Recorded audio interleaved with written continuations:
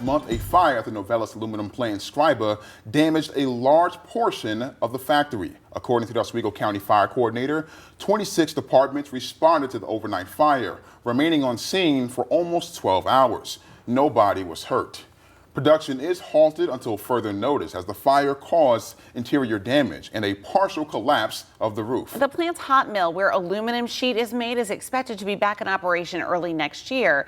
But this fire could have a huge impact on the automotive industry nationwide. Tonight, automakers are figuring out how to keep up with demand and how much it will cost and be passed on to consumers. Isabel Doherty reports.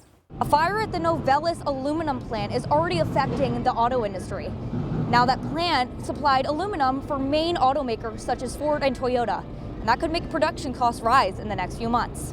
The Novelis aluminum plant in Oswego, New York, has been a crucial supply chain link for the auto industry. The fire that struck the facility on September 16th has disrupted operations, particularly impacting America's best-selling truck, Ford's production of the F-150 truck. You know, we could see a little what we saw with COVID, where there weren't a lot of vehicles being produced, and then dealers were starting to hike up prices. So it wouldn't shock me.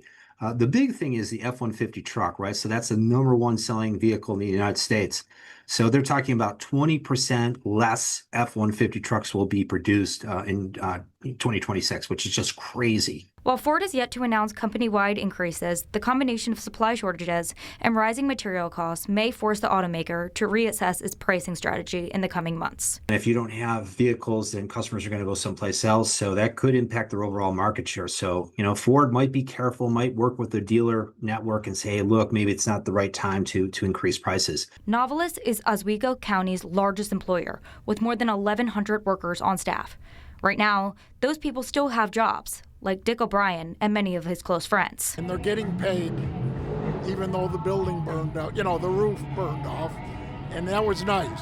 A lot of factories would just say, you're out of work for a while. Novelis plans to repair all of the damage from the fire and keep supplies moving, but the impact of the fire is likely to be felt in the auto industry well into the year. Reporting in Oswego, I'm Isabel Doherty. Well, Ford is saying the automaker is working closely with Novelis with a full team of dedicated people addressing and exploring alternatives to avoid potential disruptions. Toyota, Hyundai, and Stellantis also released statements following the fire.